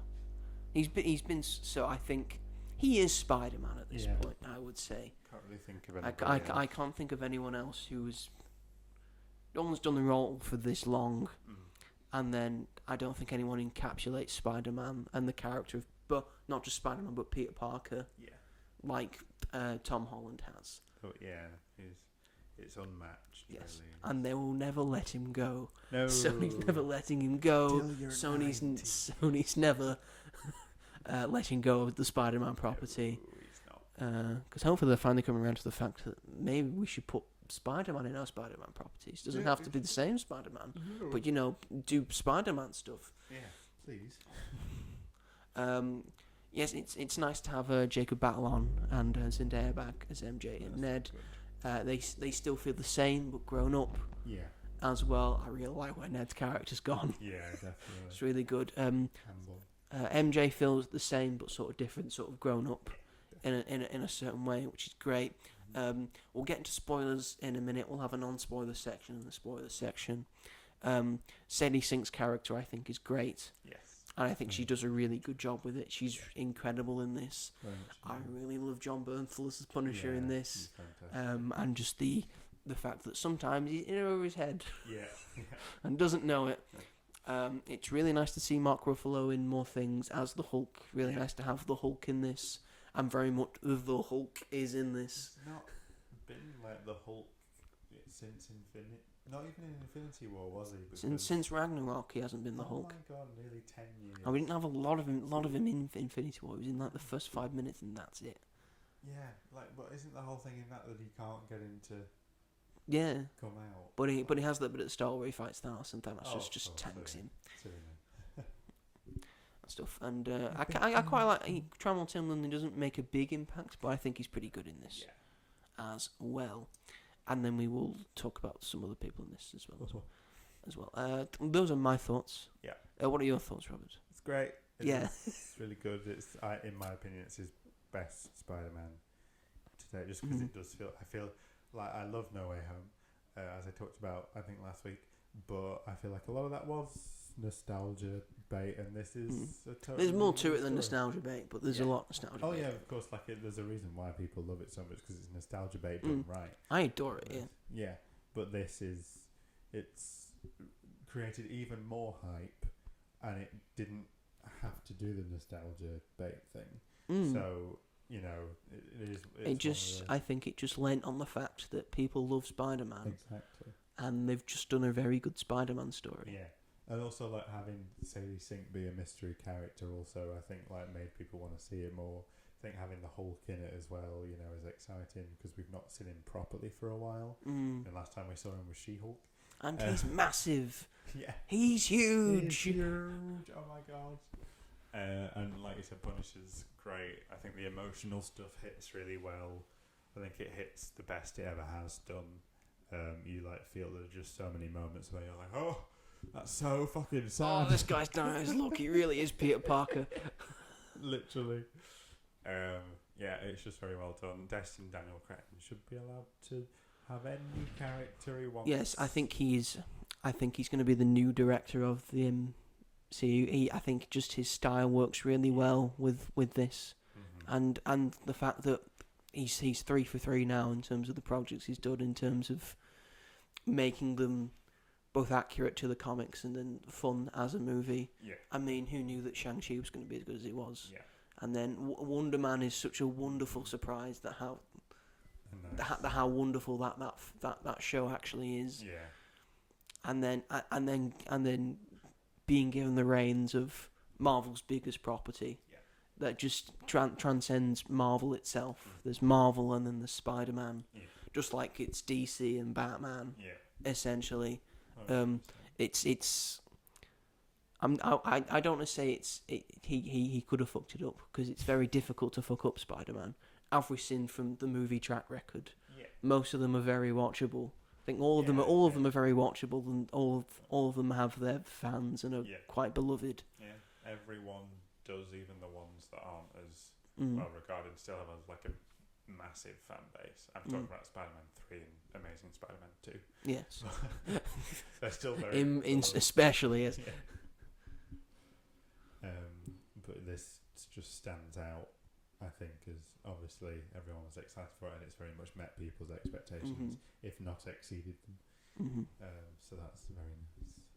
My favourite thing about this film, I think, because it's colourful, it has colour, it's not sort of a dreary grey, because they might have done that and to make the Spidey suit pop more, but no, they kept it sort of light and colourful. There's a lot of stuff in the daytime, and beautiful shots of New York and such.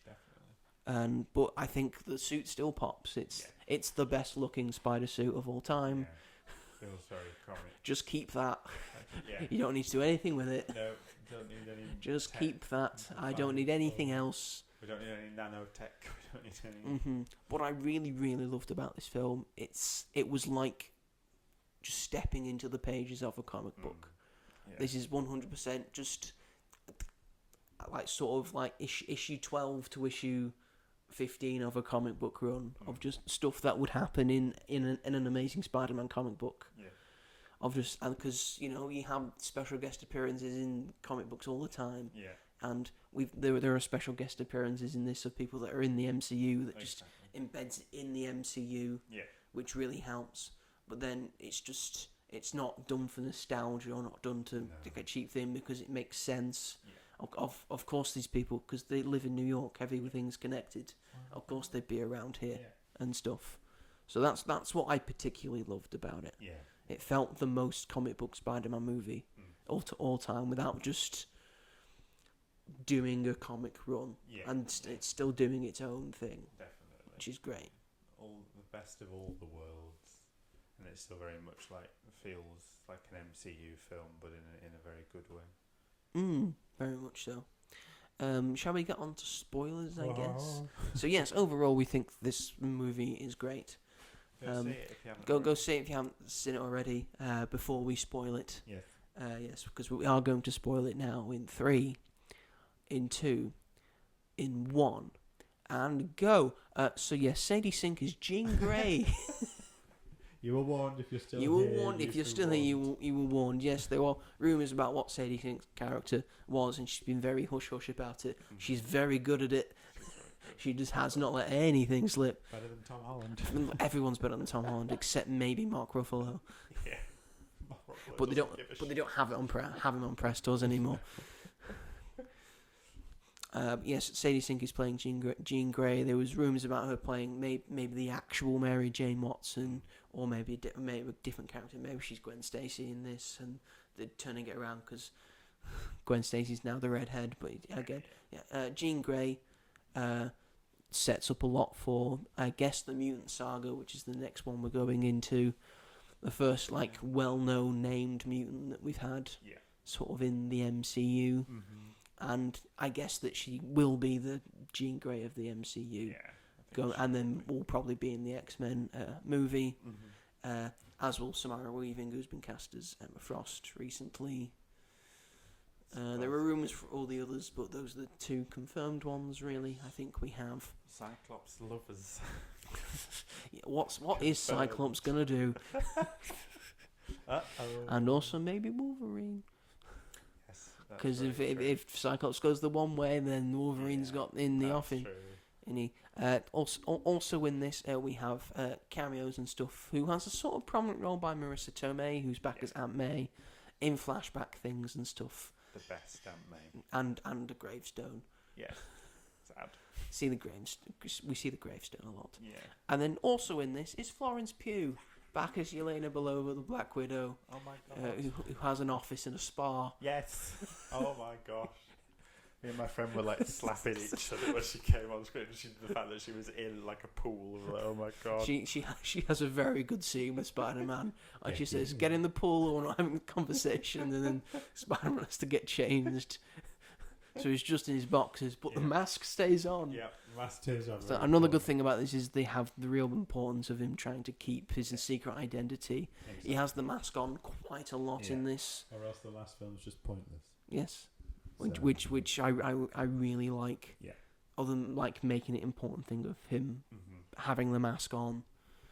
John Bernthal as the Punisher has some really good moments in this. Really great. And he decides to fight the Hulk at one point. He does. It's marvellous. And knows that he's way in over his head. Oh, so good. I love how him and Peter were like an old married couple. They have probably the best chemistry in this movie. So they're back and forth. I want to know what happened at Staten Island. I know, oh my God. What? It's like the fishing trip in Gavin and Stacey. You keep bringing up that bullshit, you know. And he says bullshit in this a lot because he's allowed to. Because in a 12 or a PG-13, you're allowed to say bullshit shit as many times as you want. You just can't say you're allowed one fuck. But they don't let him say it. They've only done that once, apart from Deadpool and Wolverine, obviously in Guardians 3, yeah. When Kevin Feige said, "Do you want this to be like a scene?" James Gunn went, "Yeah." Yes, I do. Yes, I do. It's a funny moment. There's so many good scenes in this. Yeah, the going through damage control of and then the Hulk gets let loose by Jean Grey, and when we see that first, he's still the Professor Hulk. Yes, he is. Yeah. Which was interesting. I like that they kept that because I don't know, it just makes sense for him that he found a balance. So it'd be weird that he would just all of a sudden decide to take it away. So I like that he's been brought back. Yes. But then I'm also glad that he's also there's a whole thing about sort of a rebirth of a something because Spider-Man, his body's changing. He's becoming more arachnid. Yeah. Very cool. From the comics in sort of 2002, 2003, where because the new Spider-Man movie was going gangbusters and was very popular, they thought because of that people would want to read Spider-Man comics, which is true, normally happens. So they thought, well, in the film he had organic webs, so maybe we need to add these in the comics. So they came up with a convoluted thing, and we found him having sort of in a web cocoon, having a sort of rebirth of sorts, and in that he gains organic webbing. And in this film, it's the same. Although I love the fact when he had like outside web shooters and they were sort of clunky and stuff. That was fun to see. Yeah, really good, really clever. And then because of this, Spider-Man wants to inhibit it initially. Has an inhibitor thing. So then he makes a universal one, so he thinks that might inhibit Jean Grey. Then he tries to use that on the Hulk. Yeah. And he gets down back to Bruce Banner, but then when he suggests it, Banner sort of goes away, and then the Hulk comes out, the proper Hulk, and then says, "No Banner, only Hulk," and gets real rageful and stuff. We get proper Hulk back. Yeah. And then we see afterwards. When Spider-Man's not really defeated the Hulk, but stuff's happened, Banner gets carted away to a psychiatric hospital, which I think might be leading to the Immortal Hulk, where sort of Hulk is sort of taking control more than Banner is, and starts coming out more at night and such, and he's sort of... He wasn't really made by the Gamma. He was always there within Banner, and stuff. And the Gamma just let him free. That's interesting. And it's a very good comic. Very nice to see them. And that would be interesting to see. Yeah. And Mark Ruffalo always said that he has a card that gets stamped by Marvel every time he makes an appearance in a film. We didn't count the She-Hulk show. But now he has 10, so he gets a Hulk movie now. Yeah, apparently. That'll be fun. And the license for Universal is running out, so good. Hopefully it'll be soon. Hopefully we get a new Hulk film, because I think Mark Ruffalo deserves a solo one, and I think it could be really good. Yeah, definitely. As long as you let the Hulk talk. Yes. You can have the Hulk talk. It's fine, and you've got the look of it. Yeah. Fine. 100%. Just do that. Yeah. Anything else I want to say? Yes, he puts the inhibitor on Jean Grey. We found out Jean Grey had a sister who Damage Control used to make weapons, and the sister died. Very sad. And Jean Grey's very upset about it, and then her actual mutant abilities just explode and sort of freezes the entirety of New York. That was so cool. It was very cool. Again, some cool action sequences with Punisher and Spider-Man versus the Hulk. Yeah. That was very good. We have a sort of montage at the start of him defeating various villains, like Tombstone and Boomerang and Arachnid and Scorpion. Scorpion's sort of in this. It's nice to see him in it. Yeah. I wish I had a little bit more Scorpion, but that was fine. Yeah, I know what you mean. One of my takeaways, you've probably seen that I've given it 4.5 stars and not 5, because we don't really see how Peter Parker makes any money. No, that's we don't see him having a sort of part-time job. He's not selling pictures to the Daily Bugle. He doesn't have like a pizza job. Yeah, that would be the that next would have been step, interesting probably. to see. I think people sort of think that he's got like all of Aunt May's money. Quite possibly, but then I'd still think he'd need. Yeah, that's cheating. Need a job at one point. Yeah, he might do in another one. I feel like I don't really know how they would have woven that into this one. I think is probably what I understand what you mean, because that's like the one thing missing. Yeah, but I feel like I don't know how they would have had time to like. They still got the down his look disheveled Peter Parker, so that's fine. Exactly, he's going through a rough time. And then we have like a sort of final action sequence where he takes on a bunch of hand members, and we will point out that all the action was choreographed by Jackie Chan's stunt team. Was it? Yeah, and you can really see that because I think they're doing a lot of it practically and stuff. So a lot of practical stuff, like we saw when they were filming in Glasgow. Yeah. Doing actual swinging, which he was told by Mark Watts wouldn't work, and yet he did it, and it fucking works. In your face. In your face, Mark Watts. Doing 3 pretty good Spider-Man movies, so we'll say. Which is fine and all that. And then that's when Peter finally realizes he is both Spider and Man. He embraces both. He's both Spider-Man and Peter Parker. Mm-hmm. He's really good. Yeah. Miles Morales from the Spider-Verse films needs to have a conversation with Tom Holland's Peter Parker. Yes. Are they going to meet anytime soon? Hopefully. But because Miles is very like, everyone's telling him he's not supposed to be who he is, and I feel like Tom Holland would be like, yes you are, it's okay. As with the Spider-Man that died for Miles in that universe. Yes, as would original 616 Peter Parker.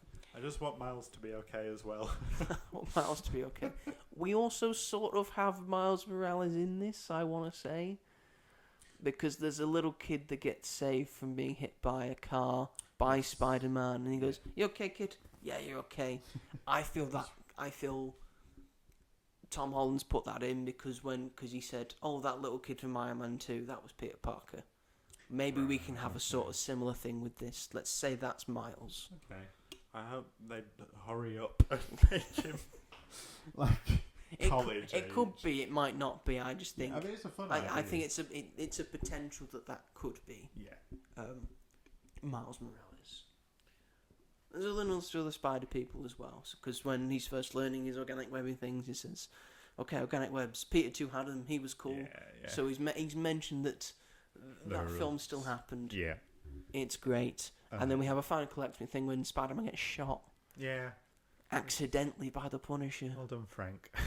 But then Frank's really sad about it. Yeah. And then we have the scene that I mentioned from Civil War of Frank coming in with sort of bloodied hands carrying Spider-Man saying, "I need some help." Yeah.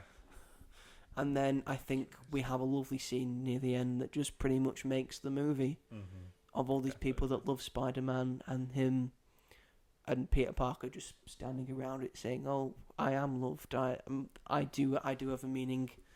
I am doing something purposeful." Yeah. And then it has one of the best shots I've ever seen in a Marvel movie or Spider-Man movie of just Peter Parker sitting on a gridiron looking over New York as the sun's either coming up or coming down. Such a beautiful shot. So yeah, just the emotion and just the feels in this are just great. Gets me right where I live. Right where I live, in the fields. In the fields. And Ned remembers him. And then we have a bit at the end where he reintroduces himself to Ned, shakes his hand, and then just sort of muscle memory. They do their secret handshake together, and then it would seem that Ned might know who Peter is. That's so exciting. Because midway through the film, MJ finds out that his name's Peter Parker and stuff, but she doesn't remember him. So she doesn't remember, but maybe there might be flashes, because at the end we see her holding the Black Orchid that he got her. And also Jean Grey's going to a place on a bus full of trees and stuff. You know in a place in New York that's full of trees and stuff? Westchester. You know where Westchester is? That's where Xavier's School for Gifted Youngsters is. I hope so. Is all I'm saying. I hope so. That would be fun.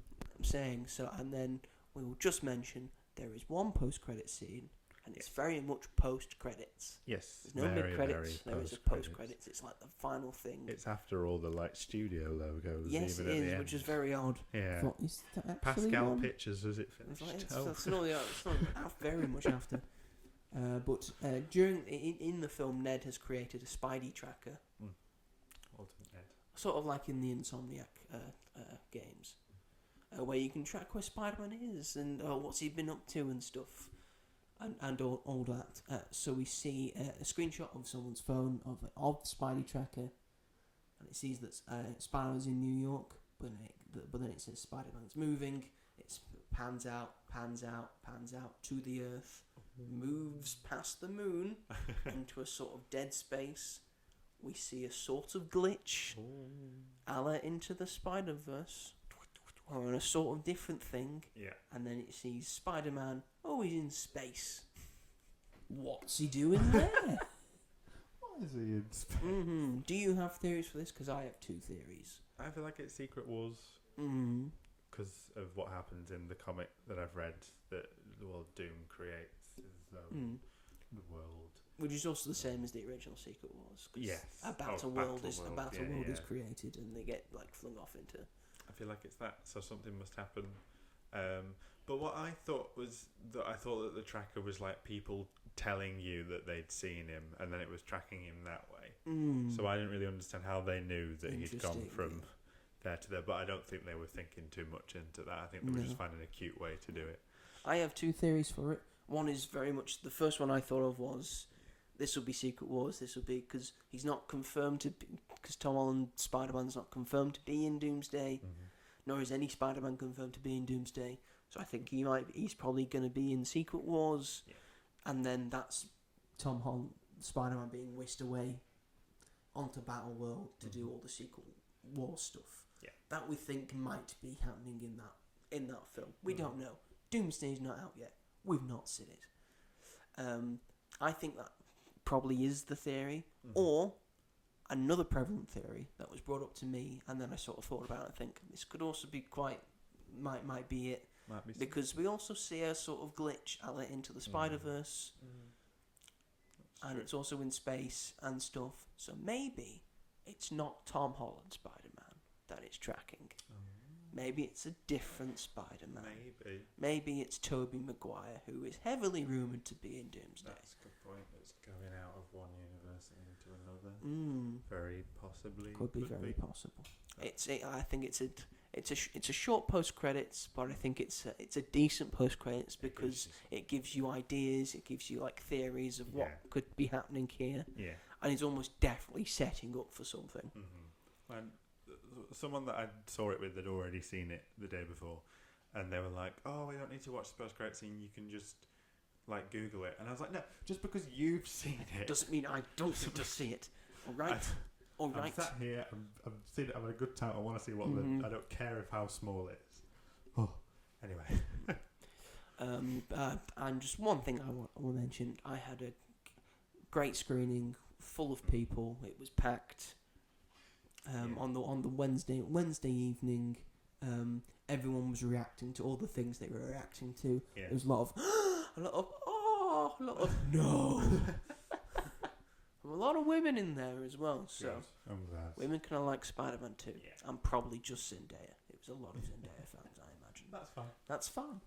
Whatever gets you into the cinema. Yeah. And obviously people love it because cinema's back, baby. Yes, rock on. Cinema is back. It is.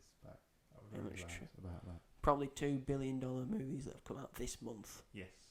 Because Odyssey's nearly there. Yeah. And it's taking a little bit more time than Spider-Man probably will, but Spidey might crack $2 billion. Yeah. It's very possible. Probably will. Because there's not a lot out in August. No, there's not. Not a lot out in August, and schools will still be out, so it's got a long time to play. And then I know what, it's got me even more excited for Doomsday. Yeah, definitely. So it has done its job in that way, in that sense as well. Marvel might be back. Who? I mean, Thunderbolts are fantastic for this Doomsday. Yeah, Marvel's back, baby. Hey. Like they're heading on steam.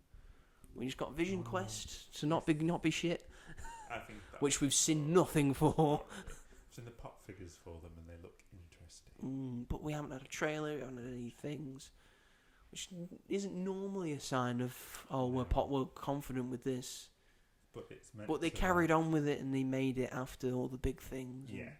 And it's meant to like close the WandaVision story. The Wanda trilogy. Yeah. So that's exciting. Even though she won't be in it. It's nice to see Vision. Be nice to see Vision pull back. And apparently Ultron's in it as well. So could be interesting. Anyway, Robert, is that the show? I think that's the show. Thank you everyone for watching and listening to this episode of this podcast. We very much appreciate it. If you are watching this on the YouTubes, then feel free to give this episode a like and then subscribe to Magic at the Movies and then push the bell notification so you never miss an episode of this podcast. If you aren't listening to this or watching this on the YouTubes and want to listen to this on a podcast catcher of choice, Then, Robert, where can they find us? You can find us on Spotify, on Amazon Music, Apple Podcasts, Sony Podcasts, and wherever else you may get your podcasts. That's all very true. If you want to get into contact with the show, we are both available on Letterboxd and Instagram. I am Ginge101 on Letterboxd. I am robonfilm. Robert does very good, very in-depth, very well thought out reviews. You're very kind. And I do just one sentence, one phrase reviews about how I'm feeling. That's fine. And try to be funny. Sometimes I'm not funny, but sometimes I am funny. It really depends on the mood I'm in. On Instagram, if you want to get into contact with us, I am the Mighty Joe 888. It's a different thing. Don't think about it. Don't think about it. I am robghall. He's got some good stories. He doesn't have a lot of posts. He's got one post. One post. It's about Disneyland. My American expedition. Yes. My Florida expedition. My American expedition into the very end of America, the arse of America. Around the world. In 2 weeks. He did do Epcot, so he has gone around the world. Yeah, exactly. It's a cop out, but hey, it's basically the same. Yes, feel free to leave us a comment if you like a thing, dislike a thing. If you want us to cover a specific topic or thing, feel free to let us know. Next week, who the fuck knows? Yeah. I mean, that Monica Barbaro, Callum Turner rom-com, I think, is coming out this week. In the UK until the end of the month. I've been told. View's been told me that it's coming. View's told me it's coming out on the 7th. Oh, okay. And View is a British thing. It's coming out the 7th. That's true. IMDb's not updated that yet, but I have faith. Don't trust IMDb. I'm sure we'll have something to watch. There'll be something. And there'll be something to say. I'm seeing the end of Oak Street early. How early? Monday. You're seeing it Monday? Yeah. So wow. I might not be able to record it on the usual day, but I will. Well, you won't be able to talk about it because I won't have seen it. That's true. I can give my initial I thoughts. have to hold your tongue. Oh. How dare you? That's fine. Anyway, I'm sure we'll find something to talk about next week.